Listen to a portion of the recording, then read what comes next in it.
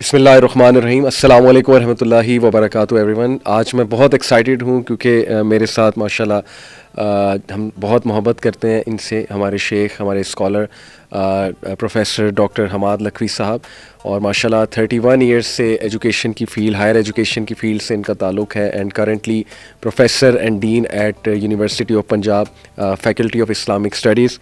ماشاء اللہ شیخ بہت انٹرسٹ رکھتے ہیں یوتھ کے ایشوز میں، اور بلکہ ابھی مزے کی بات ہمارے ساتھ ٹیبل ٹینس بھی کھیلی ہے شیخ نے، اور بڑی ان کی زبردست گیم ہے.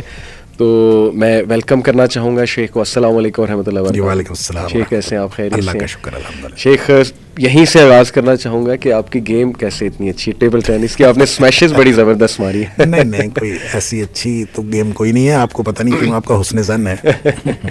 تو ماشاء اللہ شیخ آپ ویسے اسپورٹس وغیرہ میں انوالو رہے ہیں اپنے ٹائم میں؟ بسم اللہ الرحمن الرحیم. دیکھیں میرے خیال میں نے اپنی جو اسکول لائف، کالج لائف، صحیح، میں نے میرا خیال ہے تقریباً ہر گیم کھیلی ہے. اچھا، سوائے گولف کے اچھا اور لان ٹینس کے. زبردست. اس کے علاوہ میں نے ساری گیمز کھیلی، بہترین. مطلب فٹ بال، ہاکی، میجر گیم. تو کرکٹ تو ہم نے وہاں باقاعدہ 1983 میں نے اپنے گاؤں کی کرکٹ ٹیم PCB سے رجسٹرڈ کروائی تھی. اچھا، 83 میں. صحیح. جب ابھی لوگوں کو شعور نہیں ہوتا تھا یہ رجسٹریشن وغیرہ کا، صحیح. تو شاید گاؤں کی پہلی ٹیم ہوگی پاکستان میں جو PCB سے رجسٹرڈ ہوئی. کیا بات ہے. اور وہ ابھی تک رجسٹرڈ چلی آ رہی ہے. 83 سے ابھی تک چلی آ رہی ہے. زبردست. اس کا فائدہ بھی ہوا. گاؤں کے بہت سارے لوگ، بچے جو ادھر ادھر نیگیٹو ایکٹیویٹیز میں انوالو تھے، وہ پھر کرکٹ میں انوالو ہوئے. پھر آہستہ آہستہ بچے محنت کرتے رہے.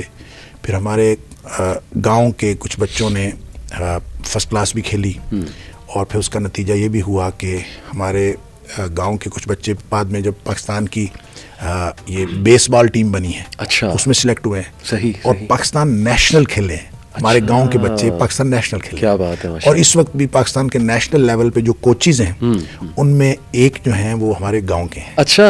اور ہماری ٹیم کا حصہ تھے. تو یہ بہت الحمدللہ مطلب اس کا پازیٹیو امپیکٹ ہوا ہے. بالکل صحیح. تو اصل بات یہ ہے کہ اگر آپ وقت ضائع نہ کریں اور چیزوں کو پازیٹیولی لے کے چلیں تو یہ ساری چیزوں تو آپ کو آپ کی انرجی کو بہتر کرتی ہیں، بوسٹ کرتی ہیں. جی. اور پھر پازیٹیو کاموں میں آپ زیادہ انرجیٹیکلی کام کر سکتے ہیں. تو میرے خیال میں گیمز، فزیکل گیمز آج کل اگر کوئی بچہ کھیلتا ہو نا تو غنیمت ہے. زبردست. بالکل صحیح. جزاک اللہ. تو جیسے آج میں نے آپ کو بتایا تھا، میں چاہ رہا تھا آپ سے ڈسکس کروں. یہ ٹاپک کافی ہاٹ ٹاپک ہے آج کل، لوگ سوالات بھی کرتے ہیں اس پہ، تو میں نے کہا چلیں آپ ہی سے پوچھتے ہیں انشاءاللہ. ایک تو ماشاءاللہ آپ کافی عرصے سے قرآن تفسیر بھی پڑھا رہے ہیں. آپ کے سنڈے کو میرے خیال ابھی بھی آپ کے پنجاب یونیورسٹی میں ہوا کرتے تھے، ابھی بھی ہوتے ہیں. تو بہت سے لوگ یہ جاننا چاہتے ہیں کہ قرآن کو سمجھنا کیسے ہے، قرآن کا اصل مقصد کیا ہے، اور پرٹیکولرلی میرا انٹرسٹ جو ہے، میں آپ سے کچھ سوالات شیخ کرنا چاہوں گا. جو سائنٹیفک نیریٹو آج کل بڑا ایک فیمس ہوا ہے، پاپولر سائنس میں بہت سے سبجیکٹس انہوں نے کھولے ہوئے ہیں. ایسٹرو فزکس کی اگر میں بات کروں تو ان سارے کنسیپٹس کو پڑھ کے ہمارے کچھ ظاہر ہے مسلمان تھنکرز جو ہیں وہ ایک جستجو کرتے ہیں کہ قرآن سے وہ چیز پروو کرنے کی کوشش کرتے ہیں، لوگوں کی توجہ اس طرف دلاتے ہیں پڑھے لکھے طبقے کی کہ یہ بات تو قرآن میں بھی ہے. تو اس پر بھی کچھ لمٹس بھی ڈسکس میں کرنا چاہوں گا. تو سب سے پہلے تو شیخ میں یہ چاہوں گا کہ قرآن کا مقصد اور قرآن کا سبجیکٹ کیا ہے، اس پہ میں جو ہے آپ سے دیکھیں جی. قرآن کا مقصد ہے ہدایت، تو سبجیکٹ اس کا ہے انسان. اور انسان کی ہدایت کے لیے قرآن نازل ہوا ہے، اور انسان کی تخلیق کا مقصد اللہ کی بندگی. صحیح. وما خلقت الجن والانس الا لیعبدون. بالکل ٹھیک. لہٰذا بندگی کیسے کرنی ہے اس کی پوری ہدایت قرآن میں ہے یا صاحب قرآن کی سیرت میں. بالکل ٹھیک. لہٰذا قرآن کو آپ کبھی بھی نبی اکرم صلی اللہ علیہ وسلم کی سیرت سے جدا کر کے نہیں پڑھ سکتے. اس کی وجہ یہ ہے کہ ایسا تو ہوا ہے تاریخ میں کہ نبی آئے اور کتاب نہیں آئی، ٹھیک، لیکن ایسا کبھی نہیں ہوا کہ کتاب آئی ہو اور ساتھ نبی نہ آیا ہو. اس کا مطلب یہ ہوا کہ جو صاحب قرآن کا اسوہ ہے صحیح، وہ زیادہ امپورٹنٹ ہے. اور قرآن جب نازل بھی انہی پر ہوا ہے، یعنی قرآن مدینہ یا مکہ میں تو نازل نہیں ہوا. صحیح. قرآن کہاں نازل ہوا ہے؟ نبی کریم صلی اللہ علیہ وسلم کے دل پر نازل ہوا ہے. صحیح. آپ کے قلب اطہر پر نازل ہوا. تو پھر نبی پاک صلی اللہ علیہ وسلم نے قرآن بتایا کہ یہ قرآن ہے تو قرآن بنا. صحیح. اب اس کے بعد قرآن کی جو آپ نے تفہیم کی بات کی، اس کو سمجھنا کیسے چاہیے، اور مقصد تو ظاہر ہدایت ہے. اور اس ہدایت کو حاصل کرنے کے لیے میں 2-4 پوائنٹس بھی بیان کرنا چاہوں گا، لیکن اس کا جو باٹم لائن ہے یا یوں کہہ لیجیے اس کا کرکس جو ہے، صحیح، دیکھیں یہ قرآن نبی کریم صلی اللہ علیہ وسلم پر نازل ہوا ہے، لہٰذا اس کو سمجھانا یہ نبی کریم صلی اللہ علیہ وسلم کی بنیادی ڈیوٹی تھی. وَأَنزَلْنَا إِلَيْكَ الذِّكْرَ لِتُبَيِّنَ لِلنَّاسِ مَا نُزِّلَ إِلَيْهِمْ. اے حبیب صلی اللہ علیہ وسلم، ہم نے آپ کی طرف نازل کیا ہے تاکہ آپ لوگوں کو بتائیں، لوگوں کے لیے واضح کریں کہ اس کے اندر کیا نازل ہوا ہے.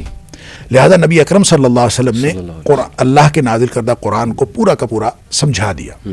اب اس کے بعد اس کے معنی مفہوم متعین ہو گئے. کوئی بھی شخص جب اس کا مفہوم متعین ہو جانے کے بعد، دیکھیں کوئی چیز ایسی نہیں تھی جو نبی اکرم صلی اللہ علیہ وسلم کے دور میں صحابہ نے سمجھنی چاہی اور اس کی ضرورت تھی اور وہ سمجھ نہیں پائے، یہ ممکن نہیں ہے. ہاں البتہ کچھ چیزیں ایسی ضرور تھیں جو مستقبل میں وقوع پذیر ہونے والی تھیں، ان کو وہاں اس وقت نہیں سمجھا جا سکتا تھا. قرآن چونکہ ہر دور کے لیے ہے. مثال کے طور پر سورہ نحل کے اندر اللہ کریم فرماتا ہے کہ ہم نے والخیل والبغال والحمیر لترکبوها وزینہ، ہم نے تمہارے لیے گھوڑے، خچر اور گدے بنائے اس لیے کہ تاکہ تم اس پر سواری کرو، اور ویسے بھی یہ زینت کا ذریعہ ہے. یعنی گھر میں گھوڑا بندھا ہوا ہو تو زینت تھی. بالکل صحیح. اب آج کے دور میں تو یہ نہیں ہے. گھوڑا، گدا اور خچر اس دور میں گاڑیاں تھیں، تو سواری بھی تھی اور گھر میں اگر ہو تو بڑی شاندار چیز تھی. اب آج کے دور میں تو وہ نہیں ہے. آج کے دور میں سواری بھی اور ہے اور زینت کا سامان بھی اور ہے. گھر میں گاڑی کھڑی ہو تو برانڈز جو ہیں وہ نئے نئے برانڈز کی گاڑیاں کھڑی ہوں، یہ زینت کا سامان ہے. لیکن قرآن میں یہ نہیں کہا. قرآن میں ان چیزوں کی بات کی جو اس وقت ان کے لیے قابل فہم تھی. رہ گئی بات مستقبل کے بارے میں، تو یہ نہیں کہ اس کا تذکرہ نہیں ہے، تذکرہ موجود ہے، لیکن تذکرے کو یوں اجمالاً اللہ کریم نے بیان فرمایا وَيَخْلُقُ مَا لَا تَعْلَمُونَ، اور وہ کچھ پیدا کرے گا جو تم نہیں جانتے. صحیح. اب ظاہر ہے کہ جو کچھ اب ہم دیکھ رہے ہیں، ہو سکتا ہے مستقبل میں اس سے زیادہ جدید سواریاں آ جائیں. لہٰذا قرآن کے اندر ہر اس چیز کی ٹینڈنسی، گنجائش موجود ہے جو چیز مستقبل میں وقوع پذیر ہونے والی ہے. ایسا نہیں ہے کہ قرآن کوئی سویپنگ سٹیٹمنٹ ایسی دے دے کہ وہ وہاں پہ باؤنڈری لائن لگا دے اور اس کے بعد کوئی چیز جو ہے قرآن کے مفہوم میں نہ آئے. یہی قرآن کا اعجاز ہے. لہٰذا نبی کریم صلی اللہ علیہ وسلم کے دور میں ایک ایک چیز نبی کریم صلی اللہ علیہ وسلم نے سمجھا دی. لہذا قرآن کی تفسیر کا سب سے پہلا اصول یہ ہے کہ قرآن کی ایک تفسیر کا معنی ہوتا ہے کھول دینا. فسر یفسر، تفسیر کھول دینا. ایک چیز سمجھ میں نہیں آ رہی، قرآن میں کسی جگہ اجمالاً بیان ہوئی ہے، کسی دوسری جگہ اس کو خود ہی کھول دیا. لہذا پہلا اصول یہ ہے القرآن یفسر بعضہ بعضا، قرآن اپنی تفسیر خود کرتا ہے. لہذا ایک حصے میں کوئی چیز پوری طرح نہیں سمجھ آ رہی، دوسری جگہ سے سمجھ آ جاتی. بالکل صحیح. دوسرا اصول اور دوسرا قرآن کو سمجھنے کا جو سورس ہے وہ نبی اکرم صلی اللہ علیہ وسلم کے فراہمی، کیونکہ آپ کی ڈیوٹی تھی، آپ نے سمجھایا، اور ایسا ممکن نہیں ہے کہ آپ نے سمجھایا نہ ہو. اس کی وجہ یہ ہے کہ یا ایھا الرسول بلغ ما انزل الیک من ربک، اے حبیب صلی اللہ علیہ وسلم پہنچا دیجئے جو آپ کی طرف رب کی طرف سے نازل ہوا. بالکل. فَإِن لَمْ تَفْعَلْ فَمَا بَلَّغْتَ رِسَالَتَهُ، اگر آپ نے یہ نہ کیا تو اس کا مطلب آپ نے تو اپنا ڈیوٹی پوری نہیں کی. تو نبی کریم صلی اللہ علیہ وسلم نے ڈیوٹی پوری کی ہے، تو آپ نے ہر چیز بتا دی ہے. اس کا مطلب ہے آپ نے قرآن کا مفہوم سمجھا دیا. رہ گئی بات یہ کہ قرآن کے مفاہیم میں جدید ذرائع استعمال کر کے آنے والے وقتوں میں قرآن کو اس کے اندر نئی نئی چیزیں شامل کرتے جانا ہو بھی سکتی ہیں، نہیں بھی ہو سکتی. یہ کوئی ایسا اصول نہیں ہے کہ آپ کوئی چیز، اصل میں نا قرآن کی آیات، خود قرآن کہتا ہے 2 قسم کی ہیں. کچھ تو ہیں محکم آیات، منہ آیات محکمات، سورہ آل عمران کے اندر اللہ کریم نے فرمایا محکم آیات ہیں. ہن ام الکتاب، وہ ہیں کتاب کی اصل. اور محکم سے مراد ہر وہ آیت ہے جس کا مفہوم سب کی سمجھ میں آ جاتا ہے. وَأُخَرُ مُتَشَابِهَاتٌ، کچھ دوسری قسم کی جو آیات ہیں وہ متشابہ ہیں، اور متشابہ وہ ہے جس کے اندر کئی مفاہیم نکل سکتے ہیں. ایک مفہوم نہیں ہوتا، کئی مفاہیم نکل سکتے ہیں. اور وہ متشابہ آیات جو ہیں اس کا مقصد کیا ہے اللہ کے نازل کرنے کا، وہ مختلف جگہوں پہ مختلف مقاصد ہیں. بعض اوقات ہماری سمجھ میں مقصد آتا ہے، بعض اوقات ہماری سمجھ میں نہیں آتا. لہٰذا جیسے حروف مقطعات ہیں، ہم کہہ دیتے ہیں کہ اس کا مطلب اللہ کریم جانتا ہے، نازل کیوں فرمایا ہے یہ وہ جانتا ہے. لہٰذا اس کے علاوہ جتنی بھی چیزیں ہیں متشابہات، اس میں سے ظاہر ہے مختلف مفاہیم نکل رہے ہیں نا. تو جب مختلف مفاہیم میں سے آپ کسی ایک مفہوم کا تعین کر دیتے ہیں, صحیح, دیٹ از فکسڈ, اس کو کہتے ہیں تعویل. صحیح, ویسے تو تعویل کا معنی ہوتا ہے اصل چیز, اصل حقیقت, لیکن علمی اصطلاح میں کسی بھی چیز سے جب ایک سے زیادہ مفاہیم نکل رہے ہوں تو آپ کسی دلیل کی بنیاد پر کسی ایک مفہوم کو فکس کر دیں, اس کو تعویل کہتے ہیں. ٹھیک, وہ بے دلیل نہیں ہوتا, ہوتا دلیل کی بنیاد پر, لیکن آپ کہتے ہیں اس کا یہی مفہوم. صحیح, یہ قرآن نے منع کیا ہے.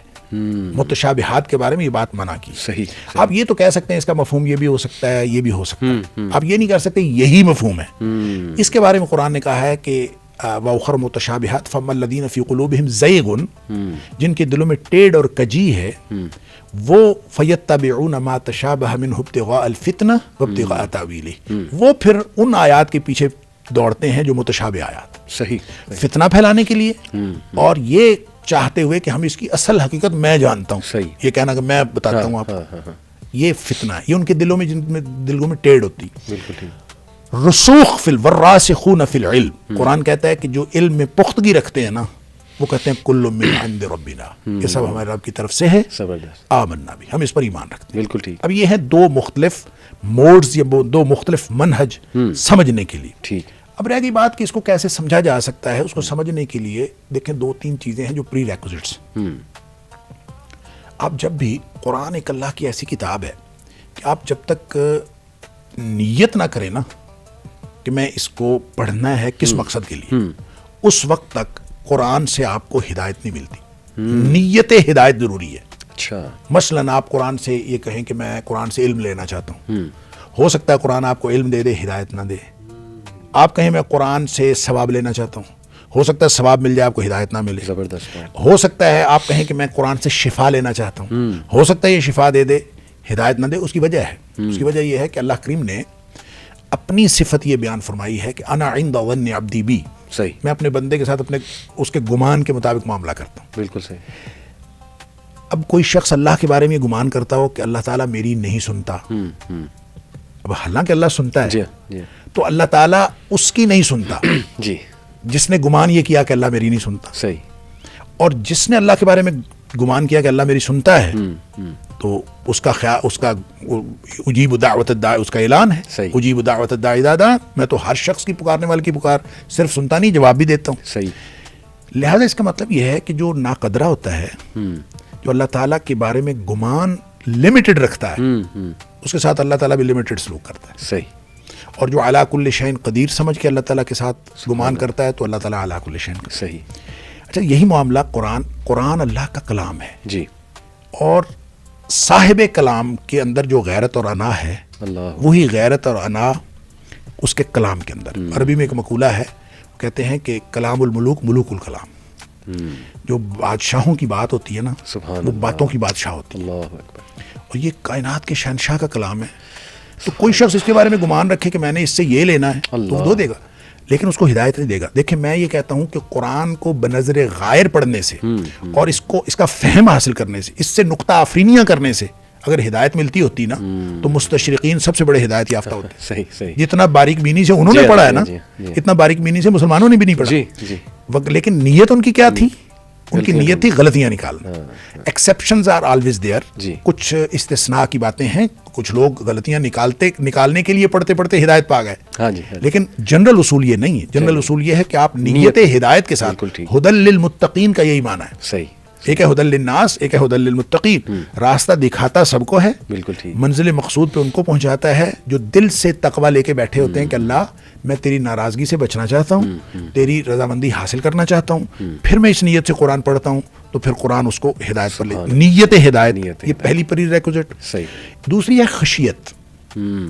جب تک صاحب کلام کا روب دل میں نہ ہو, ہیوملٹی بھی کہہ سکتے ہیں کہ آپ ہمبل ہو جائیں. ہیوملٹی بھی ہے, اصل میں یہ عظمت ہے اللہ کی. اللہ کی عظمت جب تک ذہن میں نہ ہو, معرفت حاصل نہ ہو کہ صاحب کلام کون ہے. یہ اس کو علی بھائی یوں سمجھیں, میں ایک مثال دیا کرتا ہوں. صاحب کلام اور کلام کا کیا تعلق ہوتا ہے؟ میں کہوں پکڑ لو, تو اس کی کیا حیثیت ہے؟ لوگ کہیں گے پاگل ہے, پتہ نہیں کیا کہہ رہا ہے. صحیح. میری بات کی طرف کوئی توجہ نہیں دے گا. بالکل ٹھیک. اگر یہی بات علاقے کا تھانے دار کہہ دے پکڑ لو. صحیح. اب الفاظ وہی ہیں لیکن صاحب کلام کی وجہ سے اس کی گریوٹی چینج ہو گئی. اب اگر یہی بات ملک کا وزیر اعظم کہہ دے, ٹھیک ہے جی, تو تھلی مچ جائے گی, بریکنگ نیوز ہوگی. تو کلام کا تعلق صاحب کلام سے ہوتا ہے. سبحان اللہ. لہٰذا قرآن نے یہ کہا ہے کہ تقشعر منہ جلود الذین یخشون ربہم, جن کے دلوں میں خشیت ہے نا جی, ان کے رونگٹے کھڑے ہو جاتے ہیں. اللہ. اور خشیت کس کی؟ مالک. ان کو پتا ہو کس کا کلام پڑھنے جا رہا ہے. کیا بات ہے. لہٰذا جب تک مالک کی, خالق کی عظمت, صاحب کلام کی عظمت آپ کے دل میں نہیں ہوگی تو قرآن کو آپ ایک کتاب کے طور پر پڑھیں گے تو قرآن آپ کو ہدایت نہیں دیتا. اللہ. لہٰذا یہ بھی ایک اسی طرح ایک فکری تجرد بہت ہی بڑی اور اہم پری ریکوزٹ ہے کہ آپ جب تک خالی ذہن ہو کے نہ پڑھیں نا,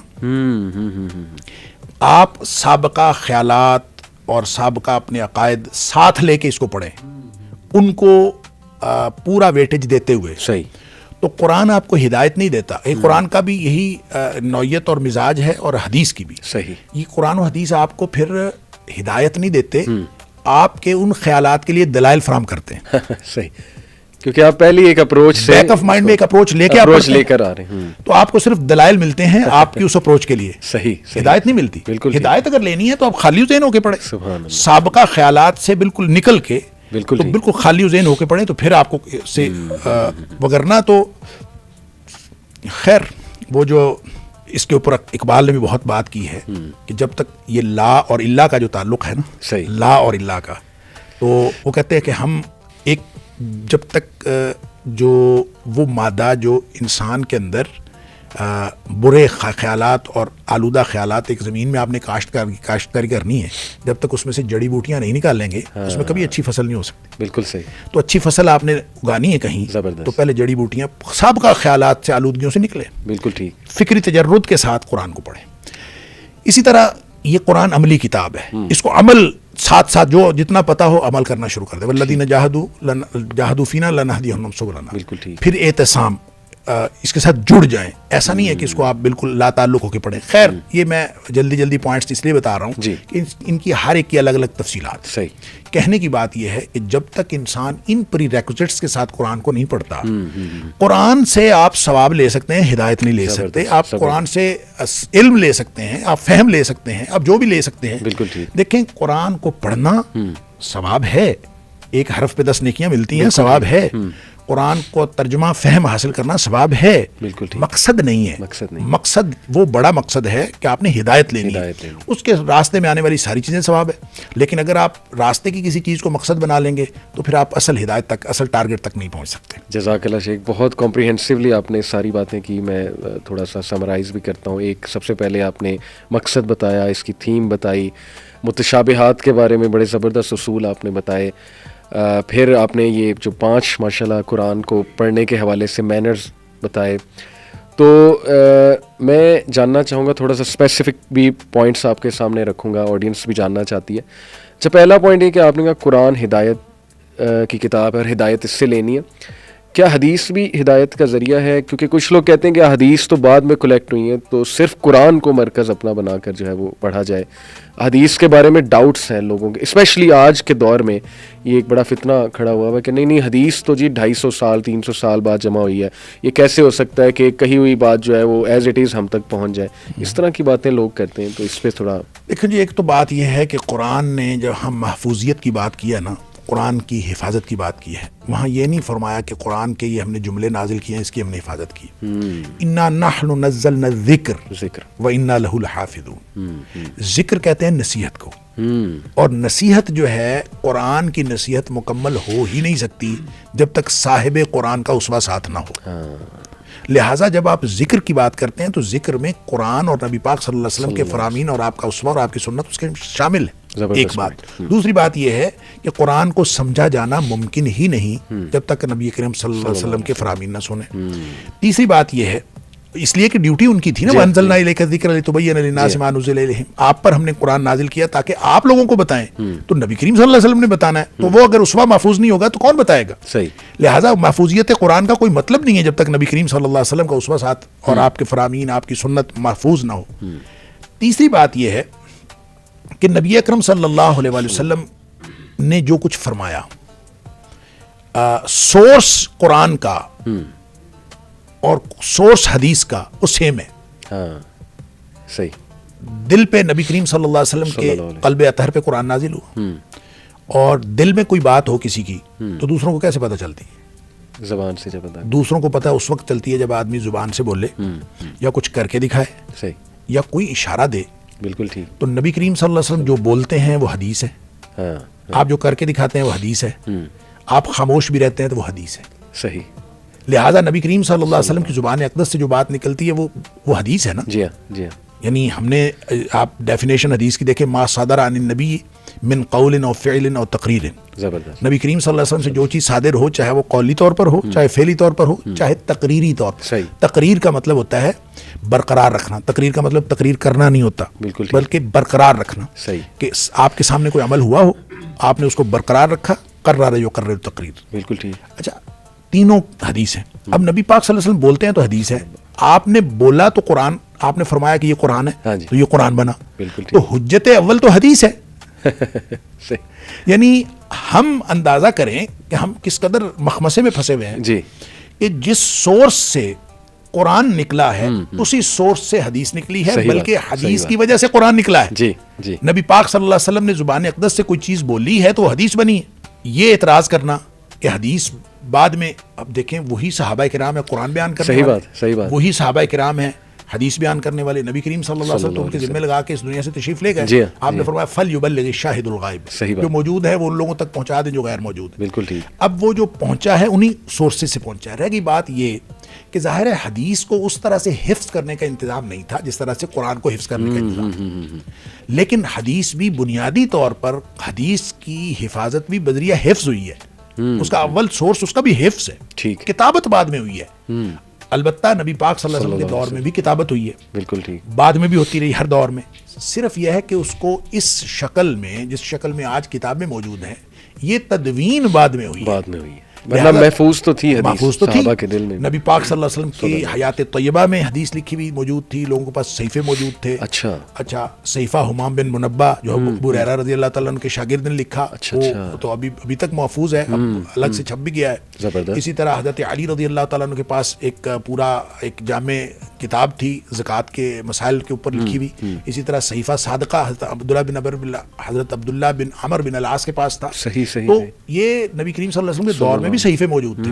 لیکن بنیادی چونکہ کتابت تھی نہیں, نہ قرآن کی حفاظت کا ذریعہ کتابت تھا, نہ حدیث کی حفاظت کا ذریعہ کتابت تھا. صحیح. اس لیے جب یہ کتابت کا رواج عام ہوا تو پھر اس کے بعد لکھی گئی. اب دیکھیں آپ, قرآن بھی تو نبی کریم صلی اللہ علیہ وسلم کے دور میں نہیں لکھا گیا, وہ بھی تو حضرت ابوبکر صدیق رضی اللہ عنہ کے دور میں لکھا گیا. تو آپ کہہ دیں کہ نبی پاک صلی اللہ علیہ وسلم کے دور میں نہیں لکھا گیا, لہٰذا اس کو نہیں مانتے.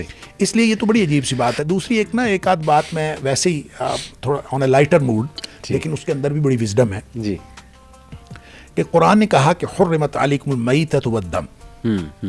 تمہارے لیے یعنی بہت ساری مثالیں ہیں, لیکن میں یہ مثال خاص طور پہ اس لیے دینا چاہتا ہوں کہ عام طور پہ لوگوں کی سمجھ میں نہیں بات آتی. ویسے تو دیکھیں قرآن ہے واقیم الصلاۃ, قرآن نے تو کہا واقیم الصلاۃ. تو صلاۃ قائم کرنے کا کیا مطلب ہے؟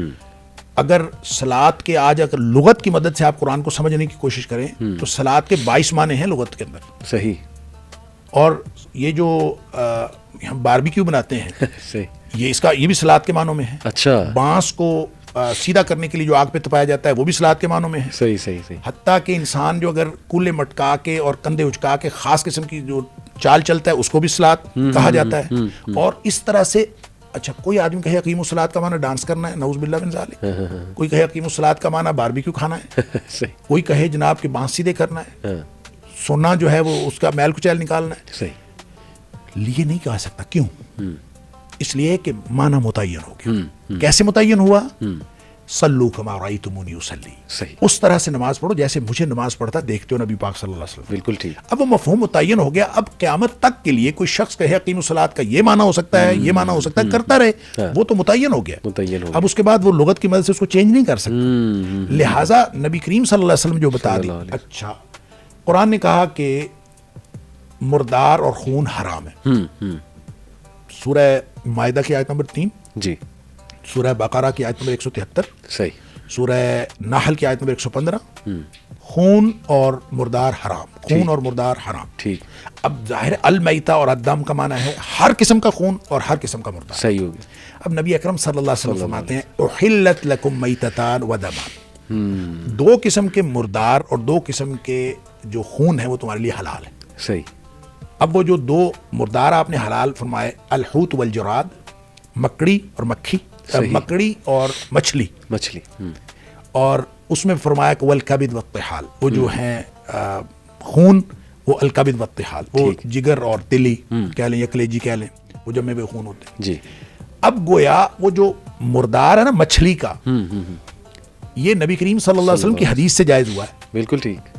میں یہ کہا کرتا ہوں کہ جو لوگ حجیت حدیث کو نہیں مانتے، کم از کم مچھلی کھانا تو چھوڑے یا اس کو ذبح کر کے کھایا کرے. تو جب وہ مچھلی کا مردار کھا لیتے ہیں تو پھر حدیث کی حجیت کے تو وہ قائل ہیں. صحیح بات. جو آدمی مچھلی کھاتا ہے اور اس کو اسی طرح پکڑ کے کھاتا ہے بغیر ذبح کیے، تو اس کا مطلب ہے نبی کریم صلی اللہ علیہ وسلم کی حجیت کی حدیث کا قائل. لہٰذا اس کو یہ بالکل ایک مغالطہ ہے. جی. نبی کریم صلی اللہ علیہ وسلم. اور پھر جو آدمی حدیث کے بارے میں مشکوک ہے نا، علی بھائی حدیث کے بارے میں سوال وہ کرے جو پہلے حدیث کو پڑھے. صحیح. آپ نے فزکس پڑھی ہے تو فزکس کے بارے میں وہ سوال کریں جو پہلے فزکس پڑھے. ہاں جی. کیمسٹری کے بارے میں وہ سوال کریں جو پہلے کیمسٹری پڑھے. بالکل ٹھیک. جس نے کیمسٹری پڑھی نہیں ہے وہ یہ سوال کر دے کہ H2O کیوں ہے. ٹھیک. مطلب HO2 کیوں نہیں. صحیح. مطلب میں کہہ دیتا ہوں آج کہ آپ H2O نہ کہیں، آپ HO2 کہیں. صحیح. تو آپ ظاہر ہے مجھے کہیں گے کہ پاگل آدمی ہے. کیوں؟ مجھے کیمسٹری کا نہیں پتا، مجھے نہیں پتا کہ H2 کیوں ہے اور O سادہ سنگل کیوں ہے، مجھے نہیں پتا. میں پہلے ثابت کروں، میں پہلے فارمولہ جانوں کس وجہ سے یہ ہوا، پھر پڑھنے کے بعد پھر میں اس کی بات کروں. تو سیم کیس ہے. حدیث کی جو سائنس ہے وہ کیمسٹری اور فزکس کی سائنس سے زیادہ پریسائزڈ ہے. زبردست زبردست. لیکن آپ پہلے پڑھیں تو صحیح اس کو. بالکل. اور جب تک آپ اس کو پڑھیں گے نہیں، آپ اس سائنس کو جانتے نہیں، آپ کو اعتراض کرنے کا کوئی حق نہیں. زبردست. اعتراض وہ کرے جو پہلے پڑھے. بالکل ٹھیک. لہذا ایک بچہ مجھے کہتا جی وہ سنا ہے جی حدیث تو 250 سال بعد لکھی گئی. میں نے کہا بیٹا کیا کرتے ہو آپ؟ کہتے میں FA میں پڑھتا ہوں. میں نے کہا میرا بیٹا آپ ابھی یہ سوال نہ کرو، آپ پہلے FA کرنے کے بعد حدیث پڑھو. بالکل ٹھیک. حدیث پڑھنے کے بعد پھر آپ سوال کرنا. صحیح. لہٰذا یہ اس کے اندر پوری پریسیژن ہے.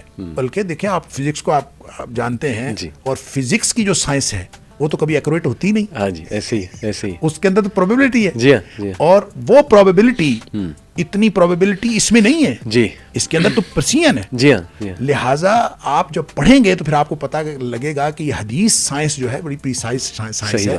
تو جو لوگ اس پر اعتراض کرتے ہیں اور جو لوگ اس کے یعنی حدیث کے بارے میں جو بھی بات کرتے ہیں دراصل وہ حدیث سے ناواقف ہیں. ان کو میرا مشورہ یہ ہے کہ وہ علم حدیث پڑھیں، اور پڑھنے کے بعد پھر میں عرض کروں، میں نام نہیں لینا چاہتا، بر صغیر کے بڑے بڑے مفسر، بڑے بڑے علماء جنہوں نے تفسیر میں خدمات دی ہیں، جی، لیکن جب انہوں نے حدیث پہ اعتراض کیا نا، وہ اتنا ادنا اور سطحی اعتراض ہے کہ انہوں نے خود پڑھا ہی نہیں.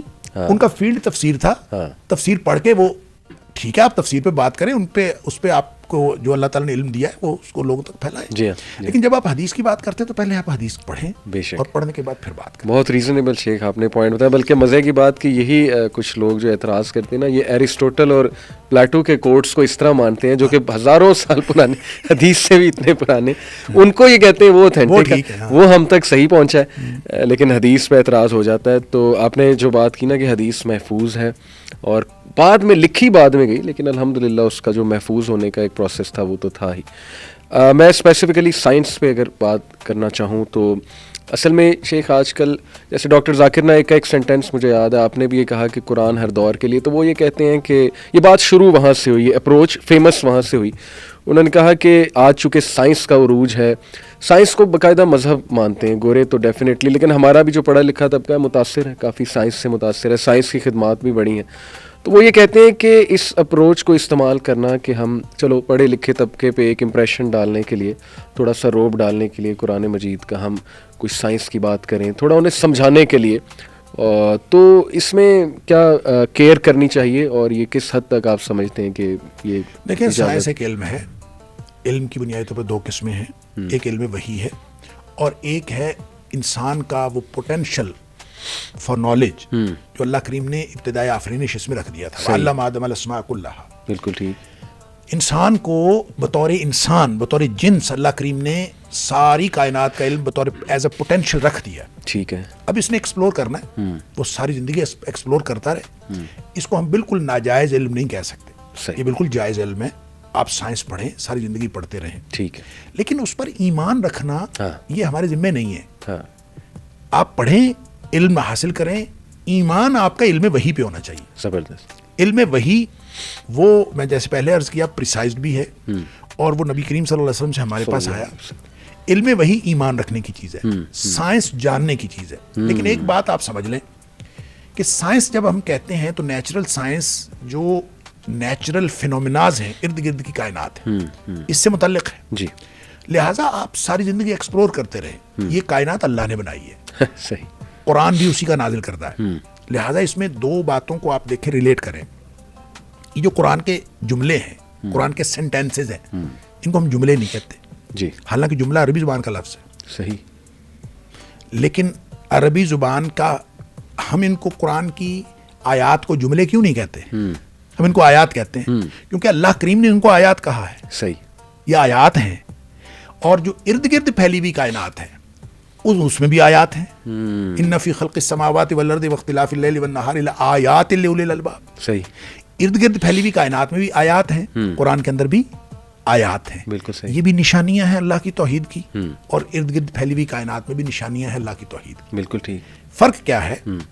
فرق یہ ہے کہ ان دونوں کے اندر مطابقت ہے.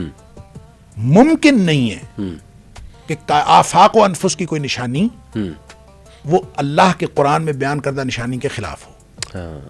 یہ ممکن نہیں ہے. ممکن نہیں. صحیح. لہٰذا یہ ضرور ممکن ہے کہ آپ کے ایکسپلور کرنے میں کوئی کمی ہو.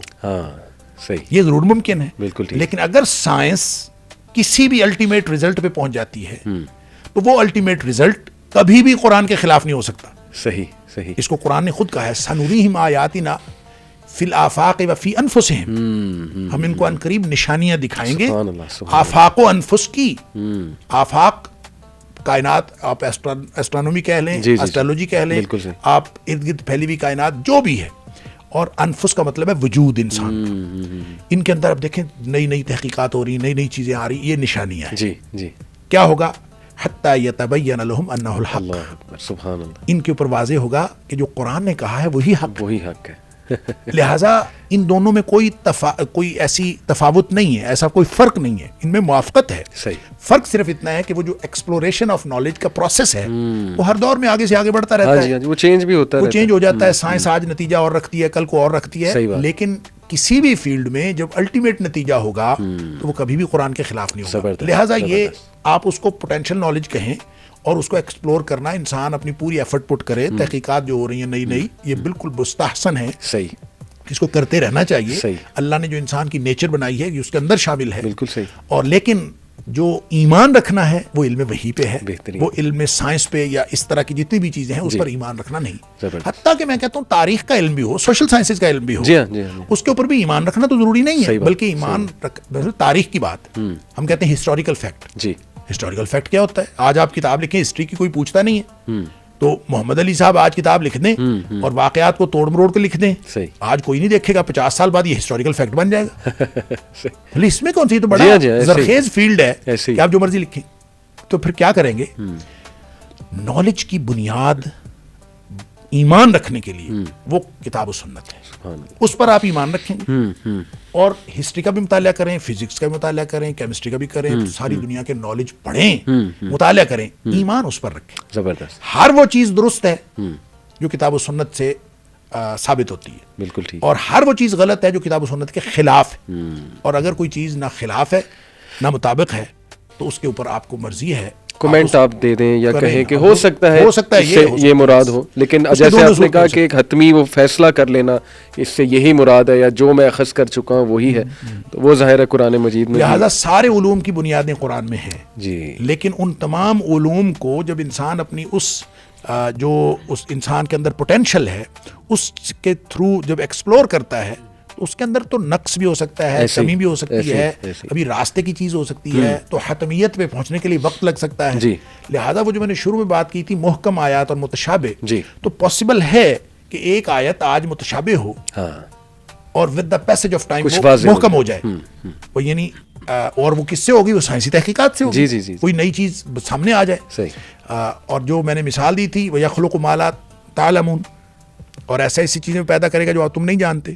اب یہ نبی کریم صلی اللہ علیہ وسلم کے دور میں یہ متشابہ تھی, یہ کیا پیدا کرے گا کچھ نہیں پتا. آج وہ ریل گاڑی, وہ کاریں, وہ ہوائی جہاز وہ پیدا ہو گئے, لیکن یہ ابھی بھی ایک پہلو اس کا محکم ہے, ایک پہلو ابھی بھی متشابہ ہے کہ مستقبل میں ہو سکتا ہے اور بہت ساری چیزیں پیدا ہو جائیں. ابھی تو سمندر بھی کتنا کام ایکسپلور ہوا ہے, پتہ نہیں کیا کیا کریچرز ہیں.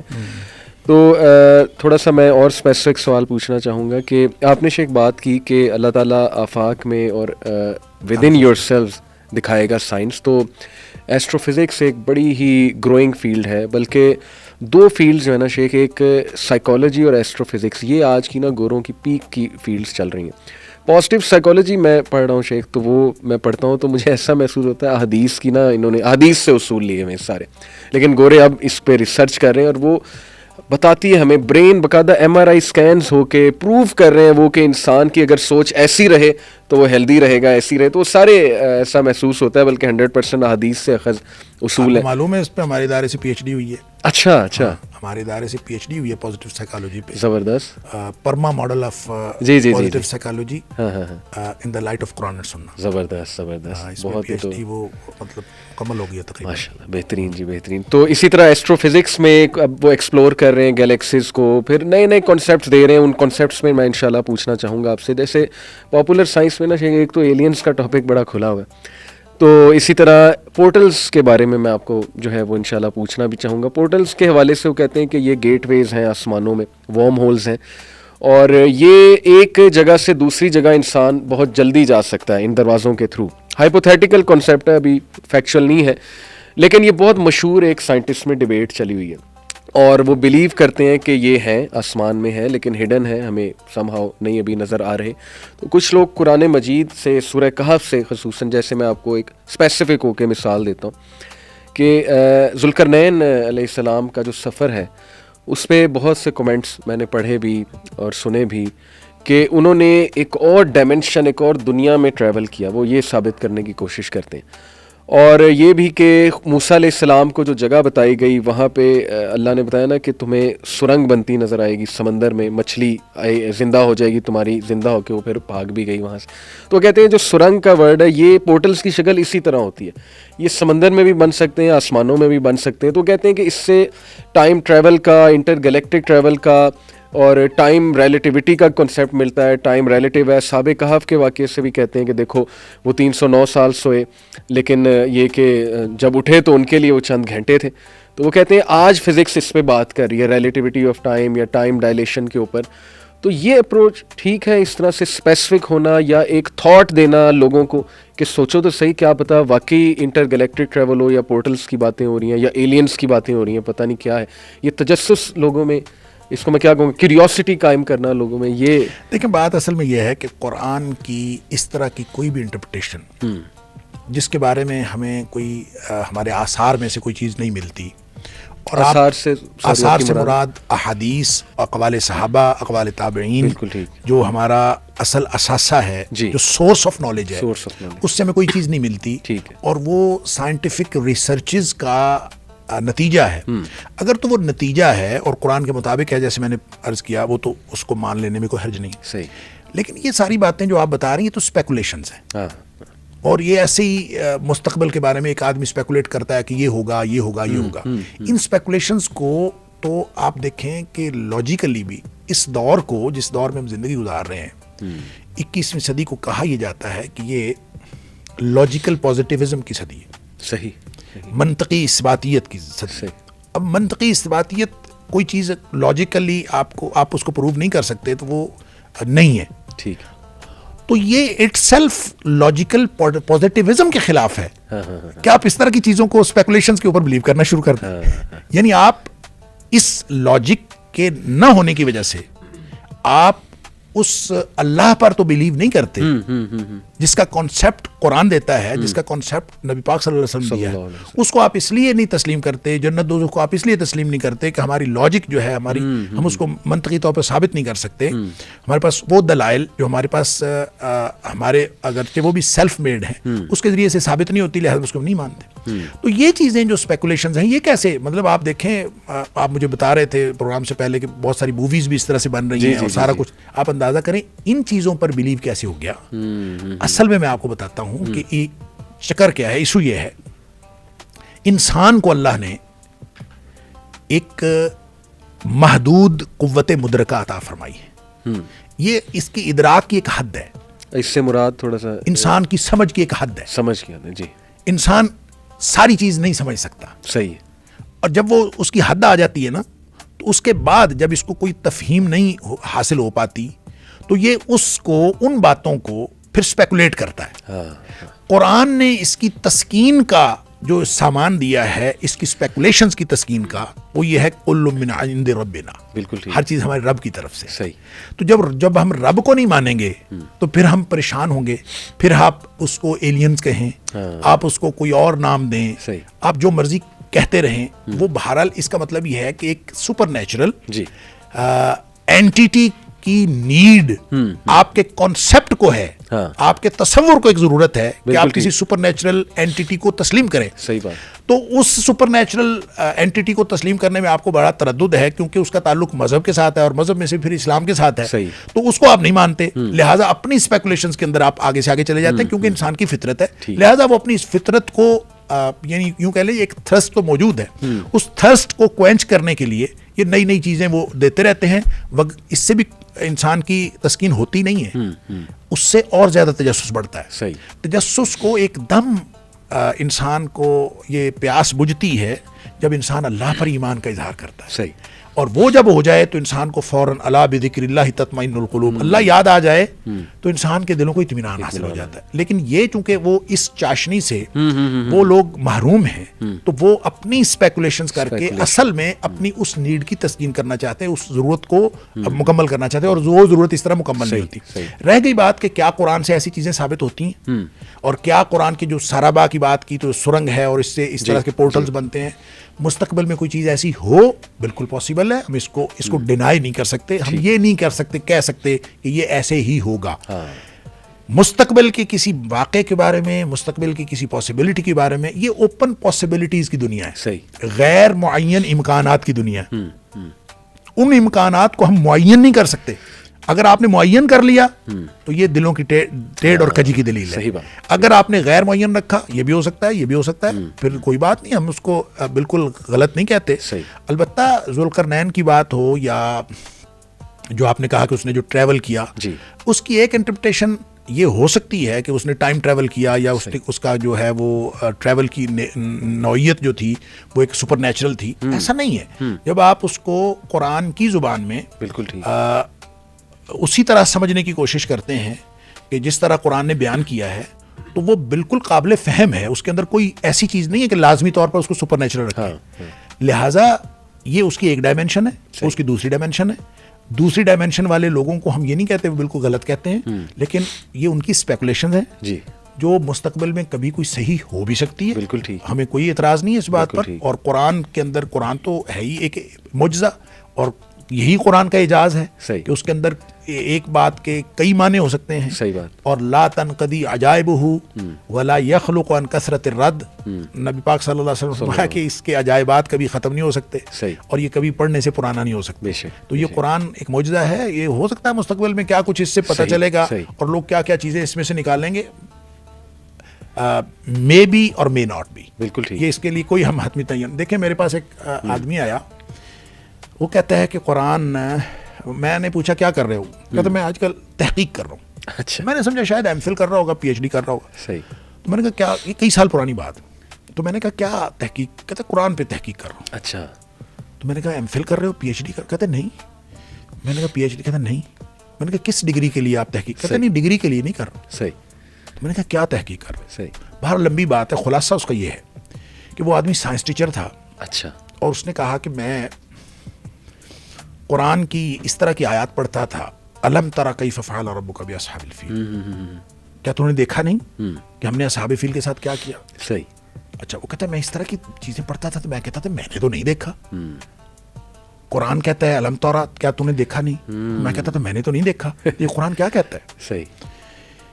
फिर वो कहता है उसने ना अपना जो BS एड का थीसिस लिखा था ना, उसने कुरान की 5 पेशिनगोइयाँ जो मुस्तकबिल में वकूअ पजीर होने का इम्कान था, उसने उस पर लिखा था। और उसने कहा, चूंकि साइंस टीचर था, वो साइंटिफिकली सोचता था, उसने इसको भी जो कुरान पाक में है ना, अल्लज़ी जअलकुम मिनश शजरिल अख़दर नारा, कि अल्लाह ने तुम्हें ये सरसब्ज़ दरख्त से आग पैदा की, तो कहता था ये भी पेशीन गोई है, ये मुस्तकबिल में वकूअ पजीर होगी। वो ये कहता था कि ये जो क्या नाम है दरख्त जो छोड़ते हैं ना रात को, ये कार्बन डाइऑक्साइड, अब मुझे इतना पता नहीं है साइंस का, कार्बन डाइऑक्साइड ये छोड़ते हैं और ऑक्सीजन ये लेते हैं। और कार्बन डाइऑक्साइड जो है ये अगर कार्बन मोनोऑक्साइड बन जाए तो वो बर्निंग गैस है। जी हाँ, जी हाँ। अच्छा, इस तरह का कोई इसने मुझे बताया, वो बर्निंग गैस है, आग भी लग जाती है। अच्छा, वो ये कहता है कि ये जो है ना, अगर वो कहता है इसका मतलब ये है कि आइंदा ये होगा कि पैबंदकारी के जरिए से ऐसे दरख्त पैदा हो जाएंगे कि देखिए, एक इंटरप्रिटेशन तो उसकी चकमाक का दरख्त है तो उसकी टहनियाँ रगड़ें तो आग पैदा होती है, सही। लेकिन वो कहता है एक दूसरी इंटरप्रिटेशन ये मुस्तकबिल में होगी। क्या? तो कहता है कि ये एक दरख्त होगा और वो ये बार बार ये करके ना पैबंदकारी, तो एक ऐसा दरख्त पैदा कर लिया जाएगा साइंटिफिकली जिसमें से बर्निंग गैस निकलेगी, सही। और वो घरों में, हर घर में एक दरख्त लगा लिया जाएगा, बजाय गैस का सिलेंडर लेने के और गैस का कनेक्शन लेने के, हर घर में एक दरख्त होगा और उस दरख्त के तने में जो है ना वो पाइप लगा हुआ होगा। अच्छा। और उसमें से जो है गैस निकल रही होगी और ये अल्लज़ी जअलकुम मिनश शजरिल अख़दर नारा, और ये उसमें से आग निकल रही होगी। और कहते हैं मुस्तकबिल में वकूअ पजीर। अच्छा, इस तरह की उसने बड़ी मतलब हैरानकुन किस्म की बातें। अच्छा, वो ये कहता है कि मैं ये सोचा करता था, तो एक दिन मैं गया साइंस म्यूजियम, तो साइंस म्यूजियम में कहते हैं एक जगह लिखा हुआ कि अपनी आवाज़ की तस्वीर देखें। तो कहते मैंने कहा ये क्या, अपनी आवाज़ की तस्वीर देखें? तो कहते मैंने वहाँ एक माइक लगा हुआ था, उसमें बोला और सामने ऐसे तस्वीर आना शुरू की। वो था क्या कि उन्होंने सिर्फ वो उसको जो है ना पानी के ऊपर स्लेट्स रखी हुई थी, तो वो आवाज़ की वजह से उसमें वाइब्रेशन पैदा होती थी और उसके नीचे लाइट लगाई हुई थी, सही। और वो सामने उसकी जो है ना वो रोशनी पड़ती थी, सही। तो वो सिंपल सा एक कनेक्शन था, वो कहता कुछ भी नहीं था, मैं बोलता था तो उसमें से वो लहरों की वजह से वो एक रोशनी, तो कहते थे आवाज़ की तस्वीर। लेकिन कहता उससे मुझे आइडिया पैदा हुआ, कहता मुझे आइडिया ये पैदा हुआ कि जितने एनर्जीज हैं, एनर्जी की जितनी भी किस्में हैं, ये सारी बाहम इंटरचेंजेबल हैं, ये बिल्कुल एक दूसरे में तब्दील हो जाती है। Law of conservation of energy बड़ा सिंपल, तब्दील हो जाती। लिहाजा वो कहता मैं सोचना शुरू हो गया कि अगर ये जो साउंड एनर्जी है ये VN एनर्जी में चेंज हो जाए तो फिर क्या होगा, सही। अगर वो ऐसा कोई परफेक्ट सर्किट बनाया जाए जिसमें आदमी जो बोले उसकी तस्वीर नजर आए, तो वो क्या होगा, सही। इस पर फिर वो कहता है मैंने कुरान को पढ़ा तो मुझे कुरान में से 370 आयत मिली, अच्छा, कि जिससे मुझे ये समझ आई कि जब आदमी आम गुफ्तगू करते हुए उसमें बोलेगा जी, तो उसकी तस्वीर परफेक्ट सर्किट में भी ठीक नहीं आएगी, लेकिन जब वो कुरान पढ़ेगा तो उसकी तस्वीर बिल्कुल सही आएगी। अच्छा, उसने ये नतीजा निकाला कुरान पाक की 370 आयत से। मसलन वो कहता है कि देखें, कुरान ने कहा अल्हम्दुलिल्लाहिल्लज़ी अंज़ला अला अब्दिल किताब व लम यजअल लहू इवजा, सूरह काफ पे दिया है कि अल्लाह ने अपने बंदे पर कुछ किताब नाज़िल की जिसमें कोई टेढ़ नहीं रखी। तो कहता है कि मसलन मैं कहता हूँ कि मुझे एक गिलास पानी दे दीजिए, तो इसमें कौन सी टेढ़ है? कहता है मैं भी कह सकता हूँ कि मेरी गुफ्तगू में भी कोई टेढ़ नहीं है, सादा फिक्र है, इसमें टेढ़ कोई नहीं है। तो कहता है असल में उसका ताल्लुक उस तस्वीर के साथ है कि मैं अगर कहूं कि मुझे एक गिलास पानी दे दीजिए, उसमें कहूं, सही, तो उस सर्किट के अंदर उसकी जो तस्वीर आएगी वो टेढ़ी मेढ़ी होगी। सही। दुनिया की हर जुबान की हर बात की तस्वीर टेढ़ी मेढ़ी होगी सिवाय कुरान के, सही। और कुरान जब पढ़ा जाएगा तो उसकी तस्वीर जो है, और फिर उसने ये भी कहा कि कुरान जब नाजिल हुआ था तो वो जुबानदानी का दौर था, तो कुरान ने सारे जुबानदानों को मात दे दी। सही बात। आज वीडियो का दौर है और कुरान ने वीडियो के दौर में वीडियो वालों को सबको मात दे दी। क्या बात है। अच्छा, ये उसकी अब अंदाजा करें, मैं तो वो सोच के और उसकी बातें सुन के हैरान हूँ। लेकिन बहरहाल शेख, कुरान के अंदर क्या कुछ है जी, हम अंदाजा नहीं कर सकते। और इन सारी चीजों को देखिए, वकूअ पजीर होता है कि नहीं। अच्छा, उसको हमारे एक उस्ताद जो है ना उसको पकड़ के UET ले गए, और UET में इलेक्ट्रॉनिक्स डिपार्टमेंट के हेड से मुलाकात करो, सही। اور انہوں نے بھی اس کی باتیں سن کے انہوں نے کہا جی یہ جو بات کرتا ہے نا بہرحال ایسا سرکٹ بن جائے تو ہوگا صحیح کچھ نہ کچھ وہ ہوگا جو یہ کہہ رہا ہے کہ کچھ اور ہوگا ہمیں نہیں پتا. لہٰذا اس طرح کی جتنی باتیں ہیں قرآن کے بارے میں وہ ہو بھی سکتا ہے مے بی اور مے ناٹ. میں جو سمجھا اب تک شیخ آپ کی بات سے تھوڑا مجھے correct me if I am wrong کہ اگر ایک بندہ اس کو مین مقصد کو ہی سمجھتا ہے مین مقصد اور اسی کو لے کر چلتا ہے کہ ہاں ہدایت ہی ہے اس کا مقصد, متشابہات کے رولز بھی سمجھتا ہے, تو ویسے ڈسکشن کے طور پہ کچھ حیران کن فیکٹس بتائے لیکن ساتھ یہ کہہ دے کہ یہ پاسبلٹی ہے, بالکل ضروری نہیں کہ ایسا ہے. دیکھیں وہ جو واقعہ آپ نے ڈاکٹر محمود غازی اکثر بیان کیا کرتے تھے ڈاکٹر حمید اللہ کا, جو پیرس والے ڈاکٹر حمید اللہ مرحوم, شاید آپ نے سنا ہو وہ واقعہ. یہ ڈاکٹر محمود غازی نے اپنے محاضرات میں بھی یہ واقعہ لکھا. صحیح. وہ کہتے ہیں ڈاکٹر حمید اللہ چونکہ فرانس میں تھے اور وہ کہتے ہیں میں فرانس میں جتنا عرصہ رہا اوسطاً 2 لوگ روزانہ مسلمان ہوتے رہے, اور وہ کہتے ہیں کہ جو بھی میرے پاس مسلمان ہونے آتا تھا میں لکھ لیتا تھا, اس سے پوچھتا تھا تم مسلمان کیوں ہوئے, تو 7 وجہ لکھ لیتا تھا کہ یہ مسلمان کیوں. صحیح. وہ یہ واقعہ بتاتے ہیں کہ ایک فرانس کا جو بہت معروف میوزیشین تھا, بہت بڑا موسیقار تھا, اس کا نام تھا یاک ییلبر. صحیح.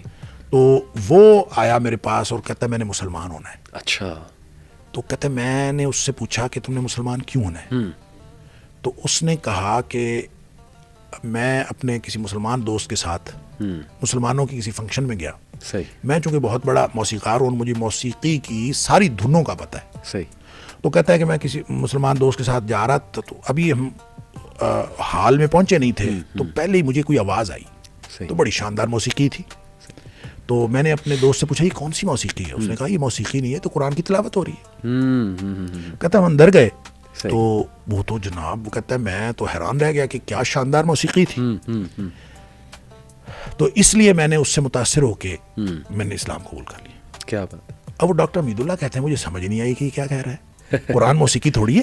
صحیح. اور قرآن کی کوئی دھنیں تھوڑی ہیں. صحیح. اور قرآن کا کیا تعلق موسیقی کے ساتھ. لیکن وہ کہتے ہیں میں اس کی بات سن کے مجھے کک سمجھ نہیں آئی کہ کیا کہہ رہا ہے, لیکن بہرحال وہ کہتے ہیں میں نے وجہ لکھ لی. صحیح. کہ یہ اس وجہ سے مسلمان ہوں. بالکل ٹھیک. پھر وہ کہتے ہیں کہ میں نے خیر اس کا کوئی استاد مقرر کر دیا کہ اس کے ساتھ پڑھے. صحیح. تو کچھ عرصے بعد کہتا ہے کہ اس کے استاد کا فون آیا, نہیں پہلے اس کا فون آیا موسیقار کا, یاک ییلبر کا. اس کا فون آیا کہ یہ تمہارا جو تم نے مجھے جو استاد دیا ہے نا, یہ مجھ سے کوئی چیز چھپا رہا ہے, مجھے ٹھیک نہیں بتا رہا. تو وہ کہتے ہیں میں حیران ہوا کیا. اس سے پوچھا, وہ کہتا ہے جی یہ نا میں نے اس کو پڑھایا ہے, یہ اذا جاء نصر اللہ والفتح ورأیت الناس يدخلون فی دین اللہ افواجا فسبح بحمد ربک. میں نے اس کو پڑھا ہے. تو یہ کہتا ہے کہ یہ جو افواجا ہے اور فسبح ہے, اس کے درمیان میں کوئی لفظ ہے, وہ بتاؤ کیا ہے. اچھا. تو وہ استاد کہتا ہے میں اس کا کیا کروں. یہ کہتا ہے اس میں لفظ ہے. میں کہتا ہوں لفظ کوئی نہیں ہے. اب یہ جھگڑا تھا, دونوں آ گئے میرے پاس. صحیح. اور ڈاکٹر حمید اللہ کہتا ہے میں حیران بھئی میں اس کا کیا کروں. وہ کہتا ہے کہ میں نے قرآن کو شروع سے پڑھا ہے, ہر قرآن کی ہر آیت اور ہر لفظ میرے ان اصولوں پر پورا اتر رہا ہے. اچھا. جو بھی اس کے کوئی اصول تھے, پتہ نہیں کیا تھے. صحیح. یہاں آ کے وہ کہتا ہے کوئی لفظ مسنگ ہے. صحیح. تو اب وہ ٹیچر بھی حیران, تو ڈاکٹر حمید اللہ صاحب کہتے ہیں میں بھی حیران, میں اس کو کیا کہوں. تو کہتے ہیں بیٹھے بیٹھے نا مجھے خیال آیا کہ بچپن میں مجھے قاری صاحب نے انڈیا میں جو قرآن پڑھایا تھا نا, انہوں نے مجھے سختی سے روکا تھا کہ افواجا پہ رکنا نہیں ہے. اچھا. افواجن فسبح پڑھنا ہے. اللہ اکبر. کہتا مجھے بچپن کی وہ بات یاد آئی, اور یہ بھی یاد آیا کہ ایک دفعہ میں رک گیا تھا تو قاری صاحب نے مجھے تھپڑ بھی لگایا تھا. صحیح. کہ تم رکے کیوں. صحیح. تو ڈاکٹر حمید اللہ کہتے ہیں میں نے اس کو کہا کہ یہ نا یہاں پہ مسنگ کوئی نہیں ہے, اس کو بس یوں پڑھنا ہے افواجن فسبح بحمد. صحیح. صحیح. تو کہتے ہیں میں نے یہ کہا تو وہ اٹھ کے ناچنے لگا. اللہ. اس کے ناچنے لگا, ہوتا ہے اب ٹھیک ہے, یہ اب ٹھیک. صحیح. صحیح. بہرحال ڈاکٹر حمید اللہ نے یہ لکھا ہے کہ وہ آدمی ایک انتہائی مخلص اور بہترین مسلمان کے طور پر زندہ رہا. 1975 میں اس کی وفات ہو گئی. صحیح. لیکن ہمیں پتہ نہیں چل سکا کہ اس کے پاس کون سا علم تھا اور وہ کس علم سے قرآن کو پرکھتا رہا. صحیح. صحیح. صحیح. لہٰذا یہ تو معاملہ مے بی اور مے ناٹ بی والا ہے. اور یہ اس کا تعلق پرسنل ایک وہ اس سے ہے, اس کو آپ کوئی اصول نہیں بنا سکتے, حتمی طور پہ نہیں کہہ سکتے. ایک دفعہ ایک آدمی مجھے ملا, کہتا ہے والسماء ذات الرجع والارض ذات الصدع. جی. اس سے میں نے کوئی تحقیق کی ہے, میں نے دنیا کے فنومیناز نکالے ہیں, یہ کیا ہے, بارش, یہ وہ, زمین آسمان. اچھا میں نے اس سے 2-3 سوال کیے, تو وہ تھوڑا سا رک گیا, کہتا نہیں جو سوال تم کر رہے اس سے تو تم میری ساری فلسفی کا پتہ چل جائے گا. رک گیا. میں نے کہا نہ بتاؤ, ہمیں وہ فلسفی جو ہدایت کے لیے ضروری ہے وہ نبی کریم صلی اللہ علیہ وسلم نے بتا دی ہے. رہ گئی اس کے علاوہ کوئی فلسفیز, وہ آپ کی اپنی, وہ 19 والا انسان لوگوں نے بہت سارا بنایا ہوا ہے, وہ تو غلط بھی, اب اور بہت ساری چیزیں اس طرح کی چیزیں بنائی ہوئی ہیں. تو میرا خیال یہ ہے کہ اس طرح کی باتوں کو ہم کبھی بھی قرآن کی ہدایت کے ساتھ منسلک نہیں کر سکتے. بالکل ٹھیک. اور ایک دوسرا یہ کہ یہ نا اگر تو اپولوجیٹک اپروچ ہے نا آپ کی, کہ آپ سائنس کو سپیریئر سمجھتے ہوئے قرآن کو پرکھ رہے ہیں, تو یہ تو بہت ہی غلط اپروچ. اور بہت سے لوگوں کی یہ ہے جو اپولوجسٹ جنہیں ہم کہتے ہیں, جو نا بس اس چیز سے متاثر ہو کے قرآن کو بھی اسی پیمانے پہ پرکھنا چاہتے ہیں. لیکن اگر ایک شخص جو ہے وہ قرآن کو ہی سپیریئر سمجھتا ہے, لیکن کچھ ڈسکشن کے لیے اگین جیسے میں نے کہا وہ یہ بات کرتا ہے, تو ساتھ کلیئر ضرور کرے کہ یہ میرا ایک فہم ہے, لیکن یہ غلط بھی. اس کو آپ سپیریئر یا انفیریئر کی بات ہی نہ کریں. جی, ایمان رکھنے کی چیز صرف قرآن ہے. سبحان اور نبی کریم صلی اللہ علیہ وسلم کی ذات ہے. بالکل صحیح, بالکل صحیح. باقی دنیا کا کوئی علم ایمان رکھنے کی چیز. زبردست. بات ختم ہو گئی. بات ختم ہو گئی. وہ اس پر ایمان رکھیں. بالکل ٹھیک. باقی چیزیں ہو بھی سکتی ہیں, نہیں بھی ہو سکتی. صحیح. وہ علوم و فنون ہیں, اس کے اندر آپ تحقیقات بھی کریں, آگے سے آگے جائیں. جو اس ایمان کے مطابق ہو اس کو مان لیں, جو اس کے خلاف ہو اس کو چھوڑ دیں. اور جو کہیں اس کو نہ ذکر ہو اس کا, تو اس کے بارے میں آپ اپنا کوئی بھی نقطہ نظر رکھ سکتے ہیں. زبردست, زبردست. بہت بات کلیئر ہو گئی شیخ, جزاک اللہ. بس آخری ایک سوال پوچھنا چاہوں گا. بہت سے لوگ یہ سوال کرتے ہیں کہ قرآن کو کہاں سے پڑھنا شروع کریں؟ کیا مکی سورہ 30ویں پارے سے ہم ٹرانسلیشن پڑھنا شروع کر دیں, یا سورہ فاتحہ سے ہی شروع کریں؟ اور آپ کے نزدیک میں پرسنل آپ سے پوچھنا چاہوں گا, بیسٹ ٹرانسلیشنز بھی کچھ بتا دیں, کچھ مختصر اگر کوئی تفسیر پڑھنا چاہے اس پہ بھی گائیڈ کر دیں. دیکھیں جی, سب سے پہلی بات تو یہ ہے کہ قرآن کو کہاں سے شروع کرنا چاہیے. دیکھیں پہلی جو وحی تھی نزولی اعتبار سے وہ چلے گی 30ویں پارے میں. صحیح. تو اس کا مطلب ہے نزولی ترتیب اس وقت کی حکمتوں کے مطابق تھی. صحیح ہو گیا. توقیفی ترتیب یہ نبی کریم صلی اللہ علیہ وسلم نے اللہ کے حکم سے لگائی ہے. بالکل ٹھیک. ٹھیک ہے, یہ کسی انسان کی دیوی ترتیب نہیں ہے, یہ لوہے محفوظ والی ترتیب توقیفی نبی کریم اس کو توقیفی اس لیے کہتے ہیں کہ نبی کریم صلی اللہ علیہ وسلم کی روایت پر موقوف ہے. لہٰذا یہ ترتیب کہ فلاں صورت شروع میں آئے گی, فلاں اس کے بعد آئے گی, یہ ساری ترتیب گویا اللہ کی طرف سے نازل کردہ ہے. صحیح ہو گیا. اور نبی کریم صلی اللہ علیہ وسلم بتایا کرتے تھے کہ یہ آیت فلاں آیت سے پہلے, فلاں آیت کے بعد. لہٰذا وہ جو آیات کی تعداد کا اختلاف ہے نا, کہ 6000, یہ بہت سارے کی غلط فگر ہے, 6666 لوگ کہتے ہیں آیات, یہ تو بالکل غلط ہے. 6234, 6235, 6236. صحیح. یہ 3 فگرز. ٹھیک ہے. یہ جو 34, 35 اور 36 کا اختلاف ہے یہ بھی روایت پر موقوف ہے. اچھا. یعنی بعض آیات کے بارے میں روایات ہیں کہ نبی کریم صلی اللہ علیہ وسلم اس کو ملا کے پڑھا. بالکل ٹھیک. کبھی ایک روایت ہے کہ اس کو توڑ کے پڑھا. صحیح. لہٰذا وہ 2 آیتیں ہو گئیں. صحیح. کہیں ایک آیت ہو گئی, لہٰذا 34, 35 اور 36 کا اختلاف ہے. صحیح. اس کا مطلب یہ ہوا کہ یہ جو ترتیب نبی کریم صلی اللہ علیہ وسلم نے لگوائی ہے اس کا آخر کوئی مقصد ہے. ہمیں جو قرآن دیا ہے اس ترتیب سے دیا ہے. صحیح. تو اس کا کوئی مقصد ہے نا. صحیح. سورۃ البقرہ, سورہ آل عمران, سورہ نساء, سورہ مائدہ, ساری کی ساری مدنی صورتیں ہیں. صحیح. ٹھیک ہے جی. لہٰذا بعض علماء کا خیال بھی ہے کہ پہلے مکی صورتیں پڑھنی چاہیے, 30ویں پارے سے شروع کرنا چاہیے. جی. حفظ والے خیر اساتذہ جو شروع کرواتے ہیں بیک سے, اس کا تو میرا خیال ہے ایک لاجک بنتی ہے کہ چھوٹی صورتیں پہلے بچوں کو آسانی سے یاد ہو جائیں, انکریج کرنے کے لیے. وہ تو خیر بات سمجھ میں آتی. لیکن ترجمہ پڑھنے کے لیے بیک سے شروع کریں. میرے خیال میں تو آپ 30ویں پارے کے الفاظ جو ہیں مکی صورتوں کو زیادہ مشکل ہیں, اور آپ جب مکی صورتوں سے شروع کرتے ہیں تو زیادہ مشکل الفاظ سے آپ کو شروع کرنا پڑتا ہے. مدنی صورتوں کے الفاظ کمپیریٹیولی آسان ہیں. صحیح. اور زیادہ قابل فہم ہے. لہٰذا میرا خیال یہ ہے کہ قرآنی ترتیب جو توقیفی ہے اسی پر اعتماد کرنا چاہیے. زبردست. اور اس ترتیب میں بہرحال حکمت ہے, اور اسی ترتیب سے ہی پڑھنا چاہیے. اور میں تو سمجھتا ہوں کہ یہ ایمان رکھنا چاہیے اس بات پر کہ جس ترتیب سے قرآن ہمیں ملا ہے اسی میں خیر ہے.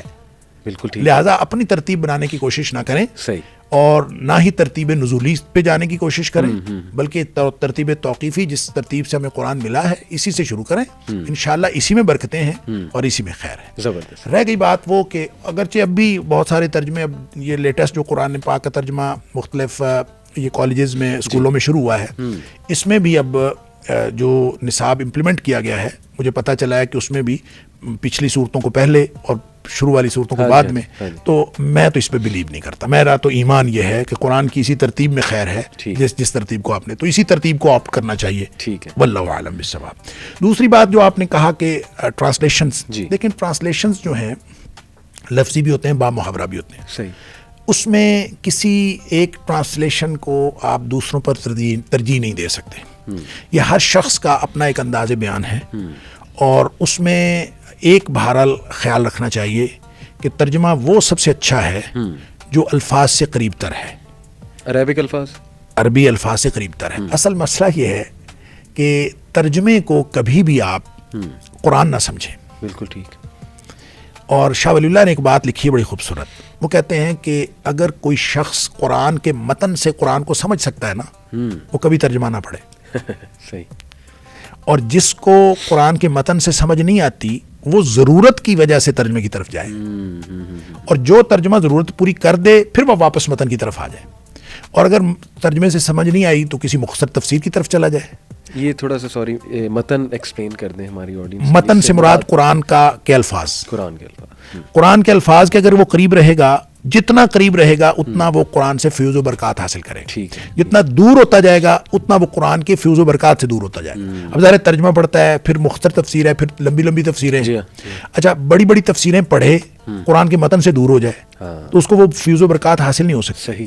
لہٰذا یہ ہم نے ترجمہ بھی پڑھنا ہے, ہم نے مختصر تفسیریں پڑھنی ہیں, بڑی تفسیریں پڑھنی. کیوں؟ صرف اپنی ضرورت کے. ہم اجمی ہیں, ہمیں سمجھ نہیں آتی, تو ہم نے ضرورت کے تحت اس سے دور جانا ہے. جو ہی سمجھ آ گئی تو واپس متن پہ آنا ہے. اگر یہ رکھیں گے تو پھر ٹھیک ہے. باقی جو جہاں تک بات ہے ترجموں کی, تو ترجمے دیکھیں, معانی القرآن دارالسلام سے چھپا ہے, لفظی ترجمہ بھی ہے, اس میں باب محاورہ بھی ہے, وہ بڑا اچھا ترجمہ ہے.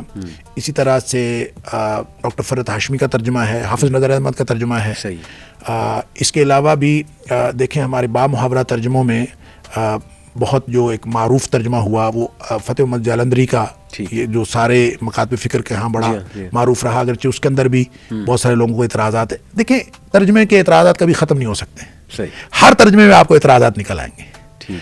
اس کی وجہ یہ ہے کہ ہر زبان کا اپنا ایک تقاضا ہوتا ہے. بالکل. اور جو عربی زبان کا تقاضا ہے اس کو آپ اردو زبان میں صحیح معنوں میں بیان کر ہی نہیں سکتے. لہذا ہر شخص اپنے حساب سے اس کو بیان کرنے کی کوشش کرتا ہے. وہ کسی ایک جگہ سے صحیح ہوگا, کسی دوسری جگہ سے کمزور ہوگا, کسی دوسری جگہ سے زیادہ مضبوط ہوگا. تو یہ میں نہیں سمجھتا کہ میں تو کسی کو کوئی ترجمہ ریکمینڈ نہیں کرتا. میں تو یہ کہتا ہوں کہ آپ قرآن کے متن کو, ٹیکسٹ کو سمجھنے کی کوشش کریں. وہ آپ کو ایک ترجمے سے سمجھ آتا ہے, یا دوسرے سے سمجھ آتا ہے, یا چوتھے سے سمجھ آتا ہے, وہ ضرور پڑھیں. اور اگر وہاں سے نہیں سمجھ آتا تو پھر کوئی مختصر تفسیر پڑھیں. مختصر تفسیر سے اگر سمجھ آ جاتا ہے تو پھر واپس آ جائیں ٹیکسٹ پہ, نہیں تو پھر آپ لمبی تفسیر پڑھ لیں, پھر واپس آ جائیں. جتنا زیادہ آپ قرآن کے ٹیکسٹ کے قریب رہیں گے تو بہتر یہ ہے کہ عربی سیکھیں, عربی سیکھ کے خود اس کو سوچ سمجھ کے پڑھنا شروع کریں. یہ زیادہ بہتر ہے, بجائے اس کے کہ آپ ترجموں کے, اردو ترجموں کے اوپر کسی کے بھی ترجمے پہ اعتماد کرنے کی ضرورت نہیں ہے. خود عربی سیکھیں اور اس کو سوچ سمجھ کے پڑھنے کی کوشش کریں. انشاءاللہ اس میں زیادہ خیر و برکت. انشاءاللہ. جزاک اللہ خیر شیخ, بہت مزہ آیا. یقین کریں, امید ہے کہ بہت سے کنسیپٹس لوگوں کے کلیئر بھی ہوں گے, اور بہت سی چیزیں کافی عرصے سے ڈسکشن چل رہی تھی تو آپ نے بڑے اچھے سے کلیریفائی کیا کمپریہنسولی. اللہ تعالیٰ آپ کے علم میں, عمل میں برکت ڈالے. انشاءاللہ تعالیٰ آپ کو دعوت بھی دیتا رہوں گا. تو بہت بہت شکریہ شیخ, بارک اللہ فیک. السلام علیکم ورحمۃ اللہ وبرکاتہ. وعلیکم السلام.